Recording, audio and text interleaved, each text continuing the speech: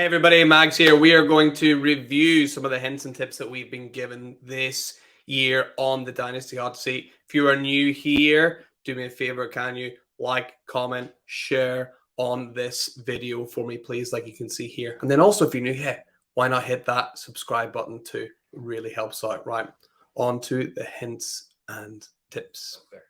Yeah, absolutely. So the first one I wanted to share is the concept of age, right? And I think in Dynasty, we're so and I do this a lot. Like we're obsessed with finding the youngest team possible, but you always have to find that balance, right? You want to ultimately win a Dynasty championship. It's not about having the youngest team. That doesn't get you points all the time, right? And so I wrote this article series on the fantasy footballers last offseason called "The Life Cycle of a Dynasty Player," where I went through every position and just looked at when that age cliff is, when do most top 12 seasons occur, at what age. And, for running backs, we found it's anywhere between the ages of 23 to 26, primarily for RB1 seasons. Wide receivers, the top 12 seasons are between ages 25 through 28 for the most part. And then tight ends, it's 25 through 29. And so what I want to emphasize there is that end of the range too, because I think a lot of people for running backs, you see that age 25 and you're like, okay, I'm done with that running back. I want to trade him away. Wide receivers, well, age 27, 28, let's go find that next young Julio Jones, right? But you also need to find that balance of the veterans that will produce for you. So I think about guys like Josh Jacobs, David Montgomery, Mike Evans, Amari Cooper, guys that are a little older, but they're in a great spot to produce this year and can help you win a championship, where I don't think you'll have to pay as much to get those guys on your team as opposed to like a Jamar Chase. Well, Jamar Chase is, top 2 dynasty wide receiver. He's going to cost you a lot. So get some of those guys that are a little older, but they'll get you points and help you win this year too. Yeah, I really like that. It is easy sometimes to, get a little bit carried away, especially, this time of year. And I suppose we'll find out in segment number 2, whenever you see these new rookies come in, you're like, oh, it's like, I like Mike Evans, but I'm like, oh, but Chris Olave, I like Chris Olave. I was like, who am I going to, so people can get carried away with that youth and just automatically assuming that every pick they make, like, it's like, oh, I'm going to have a wide receiver 1 for the next 10 years. It's like, you don't know that, but you could definitely have a wide receiver 1 for the next 3 if you take Mike Evans. Like that's, thinking about winning championships as well as, building a nice team is, that's the balance everyone's trying to get right. So I like that as a first tip. Just, don't forget about those old guys there. They're veterans for a reason, and they're certainly not going to go away anytime soon. So yeah, I love that as a first tip. What else you got for us? Yeah, so this one's specifically for rookie drafts. I think we're in the middle of draft season for everyone. Yep. Some people have, they've already done their rookie drafts. Some people might still be doing them later this month. And so I wanted to focus primarily on draft strategy in rookie drafts. And one thing, especially in this class, I've noticed is we really have to focus on grabbing best player available. And that's like my philosophy, grabbing best player available despite your team needs. And what I do is I draft the guys that I think have a higher likelihood of succeeding in my rookie drafts, and then I trade for need later. And I think there are a lot of teams right now that might be looking at running back, right? We have these aging running backs we talked about, and I think it's rightfully to worry about guys like Zeke, guys like Alvin Kamara. They're a little older, right? You need to find that next running back to maybe sit on your bench.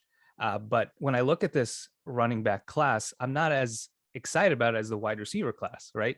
And so that's why I want to say here, outside of guys like Hall and Walker, I prefer to fade the running back position until the early second, maybe even mid second, because there are a lot of really good wide receivers there. And so when I think about guys like James Cook and Brian Robinson, they got the draft capital, but they didn't really produce as heavily in college. It took them a while to get going. And that generally doesn't mean that they're going that I shouldn't say they're not going to be a great prospect, but they have a lower likelihood based on history that if they didn't produce in college as well as like a Brees Hall, they might not do as well in the NFL. And so that's why when I'm in those drafts, like especially in the second round, and I see guys like Dameon Pierce, right? The guys that are day 3 running backs that have the great situation, go after the guys that have draft capital. Like I see Jahan Dotson, the first round wide receiver, slipping in drafts. And I don't know why. I mean, he's great wide receiver, had production, first round wide receiver. I mean, middle of the first round too.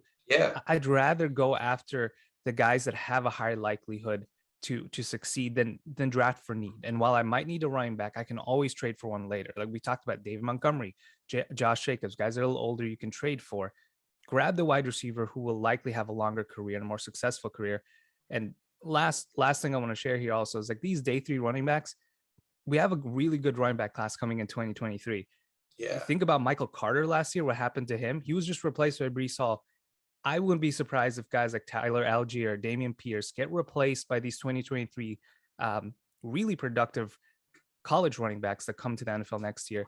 And then, in that case, then you just wasted a 2nd round pick because they just lost value. Whereas these wide receivers, I believe they can actually improve on their value or maintain it heading into 2023. Yeah, running back certainly, like, it's the most fragile, position out of all the positions. It's the least stable. Like, running back coaches don't care about your dynasty team. Like, they will keep those running backs coming in, keep rotating them around. And I thought James Cook in particular is a really interesting one, because obviously he did get good draft capital, and he's being drafted pretty high. He's being drafted ahead of guys like Jahan Dotson a lot of the time, whereas we're in similar wheels. Like, I'd rather grab Jahan Dotson because James Cook, great player and all, but there's a high chance that James Cook ends up being a J.D. McKissick, and there's nothing wrong with J.D. McKissick, but I'd rather have Jahan Dotson long term than just PPR guy that Josh Allen's not really going to use unless he absolutely has to. So yeah, I really like that as a tip.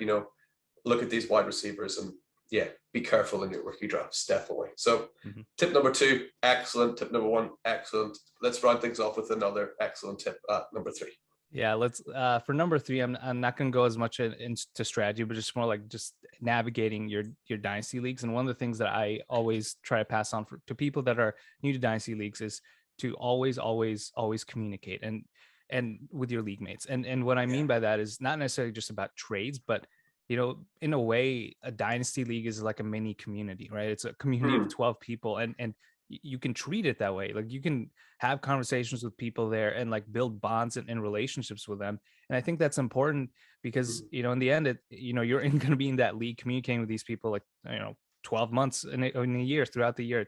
And building that relationship can in turn then also help with some of these trade negotiations. Like, I think about in some of my leagues, I always have in every league, I have like 4 or 5 guys that I always go to when I want to make trades. Like because we've had that relationship, we've had the conversations before, just talking about like, hey, what do you think of this, the new NFL schedule, or what do you think of the Atlanta Falcons going to 2022? Not necessarily about fantasy football necessarily, but when you then have those conversations about trades, about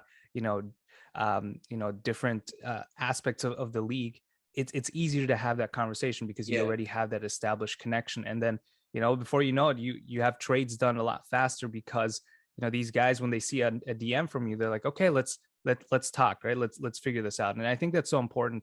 Whereas, I think it's easy to just reject the trade. I think there are a lot of times, there's more to dynasty football, I think, than just the occasional trade and reject and accept. I think it's more than that. And so, it's a great opportunity just to get to know people too within the industry, if you happen to be in one of those leagues, or just with people you've been friends with for years, right? And just reconnecting that way. Yeah, I think that's super important, and especially from actually find being like based in the UK, like there isn't that huge scene that you might get over in the States. So a lot of the leagues I'm in, I've never met a lot of the guys like in the leagues that I'm in, because they're like over in the States, so they're just random people, like, and you don't have that pre-existing like connection there. So it's it's important to build those bonds, and you don't want to be the guy who like just crops up now and again in the comments like, I would have paid more for that player if I like, obviously, like, but you didn't make that connection, like you missed the boat. So yeah, it's important to get there and make those connections with people. And sometimes you might have to be prepared to like not win like a trade, because in the long run, like, that connection is more important than getting that extra 3rd round pick or whatever that you want at that time. So yeah, I think that's really good tips. So 3 fantastic tips. So you got any more, or are you ready to move into segment number 2? That about rounds it out. Let's go to the next segment. Absolutely love it. So 3 brilliant takes there from Marvin. And thank you so much for watching today's video. Remember, like this video, leave a comment if you want, and subscribe to the channel. These videos are going to be coming thick and fast, so you don't want to miss anything. So that's it for today. In the meantime, keep yourselves, keep your teams lit. We'll see you next time.